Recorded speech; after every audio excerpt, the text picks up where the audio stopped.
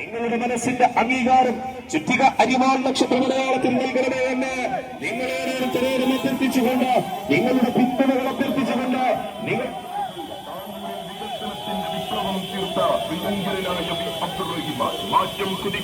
നിങ്ങളുടെ അനുഗ്രഹങ്ങൾ, നിങ്ങളുടെ പിന്തുണകൾ അഭ്യർത്ഥിച്ചുകൊണ്ട് ഇതാ നമ്മുടെ പ്രിയങ്കരനായ സ്ഥാനാർത്ഥി വി അബ്ദുറഹിമാൻ ഈ വെള്ളിത്താറയിലൂടെ കടന്നു വരികയാണ്.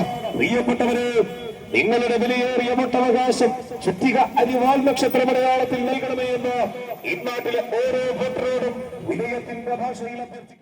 താനൂരിന്റെ 60 വർഷക്കാലത്തെ ഇരുണ്ട നാളുകൾക്ക് തന്റെ 10 വർഷത്തെ ജനപ്രതിനിധി എന്ന നിലയിൽ വികസനം കൊണ്ടുവന്നതിന്റെ പ്രോഗ്രസ് റിപ്പോർട്ടുമായാണ് വി അബ്ദുറഹ്മാൻ ജന്മനാടായ തിരൂരിലെ സ്ഥാനാർത്ഥിയായി എത്തിയത്. വികസനം മുരടിച്ച തിരൂരിന്റെ പ്രശ്നങ്ങൾക്ക് പരിഹാരം കാണുമെന്ന ഉറപ്പ് തിരൂർ സ്വീകരിച്ചതോടെയാണ് വി അബ്ദുറഹ്മാൻ തിരൂരിൽ തരംഗമായത്. ഈ ആവേശത്തിരയിലാണ് കൊട്ടിക്കലാശ നാളിൽ റോഡ് ഷോ നടന്നതും.